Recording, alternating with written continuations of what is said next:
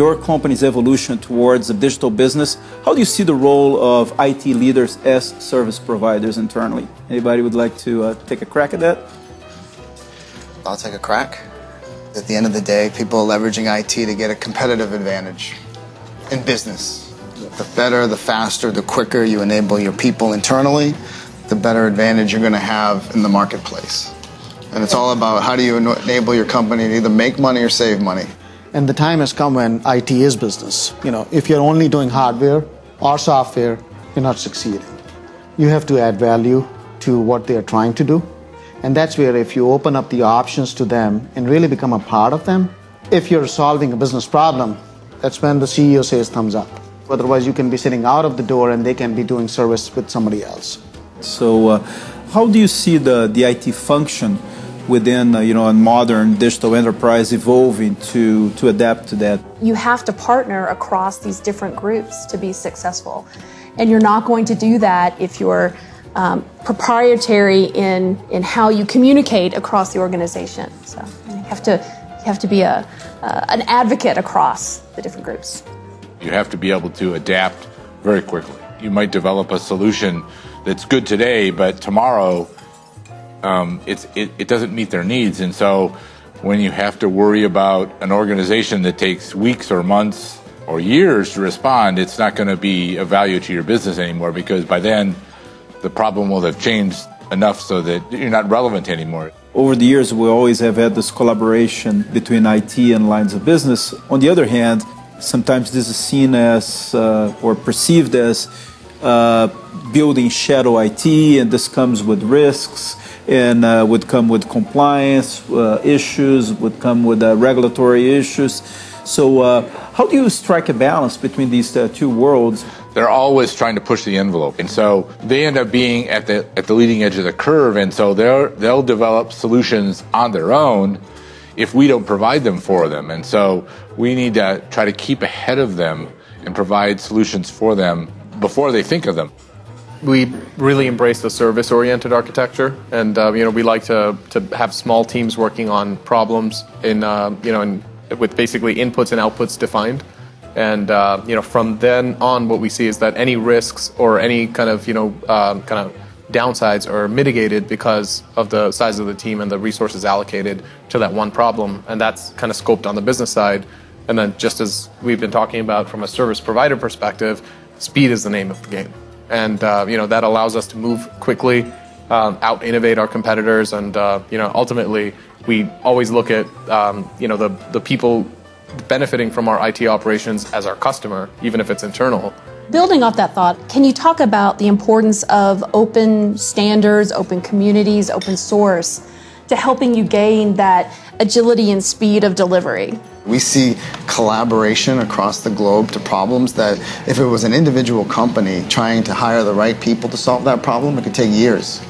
But we see the innovation across the massive open source community around the world, and if other people that are using the open source, if they need help, they can go back to the open source community and say, hey, how did you guys solve this problem? How did you do this? How did you do that? Our whole business is built upon the power of the open source community. The part of that conversation that's very interesting is if you take all of that technology experience and you just simply outsource it to a cloud, you almost stand a risk of losing some institutional knowledge, some intellectual property about what technology is and how it can service you or your clients. And so there's a balance we're starting to see with some clients about, hey, how can we keep some of that internally? I think that's a great point, because you don't want to have your organization lose that sense of identity, right?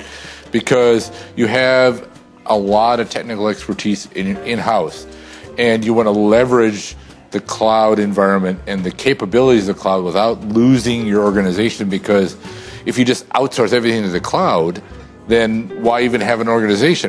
Right? It's that whole conversation. It's a balance that I don't think everything swings to a hyperscale cloud, nor do I think everything belongs on premise or in a service provider model in the middle of all that. It's somewhere, some blend of all of those put together. Our perspective on it is that we've got to enable customers to consistently protect those workloads independent of where they are and allow customers to change their mind. Today, that workload may be private. Tomorrow, I may want that out in the public cloud, and I need to be able to maintain consistent organizational control, compliance, and visibility to that data. I think that's where we're seeing some of the future challenges come, where we're talking about not just a terabyte of data or a petabyte of data, but maybe at some point, hundreds of petabytes of data. And then how do you operate on that, right? How do you operate on that data if the data is spread across 5 data centers in 3 different geographies and it's 100 petabytes and you only want to carve out 1 petabyte, but even moving 1 petabyte of data is a Herculean task. So how do you see your businesses preparing for that, and how are you building the underlying infrastructure that will cope with this deluge of data? You have to bring the whole solution together. It's not just the software, it's also the hardware that runs it. But we're seeing in-memory computing is the path of the future, to have that ability to process the high-speed data transactions that you require. And that will ultimately bring costs down as well. So GoMoment is a cognitive business. We've taken Watson and applied it into the hospitality space. And essentially, we automate 90% of guest requests, like what's the Wi-Fi password, I need some towels, anything like that.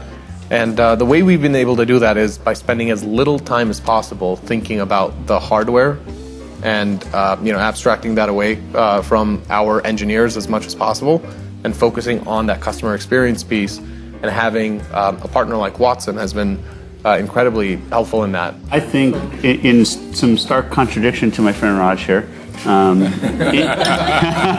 infrastructure is astonishingly and incredibly important to accomplish stated goals. 90 to 95% of all applications still in production today are not that model, right? They are scale-up architectures, right? Or they are governed to have security environments that can't just be magic wanded into a cloud environment, as much as we all wish that could happen. If only, right?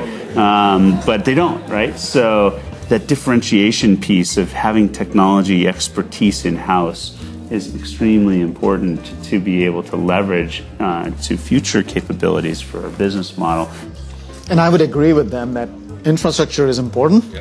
We can't be spending all our time in managing that. No, exactly. That's where all these infrastructure components have to become smart and self-manage, scale up as and when needed. Still important, but it should be self-manageable. Yeah, and we need to know more about what those components are doing and how they're being used. And so, things like intelligence and monitoring sort of become much more important about trying to understand the infrastructure, because it can't be a black box if you want to be able to intelligently work that. We see that Internet of Things can really cognitively allow us to find that data more real time, improve the sales, improve the manufacturing, and combine all that to improve the business.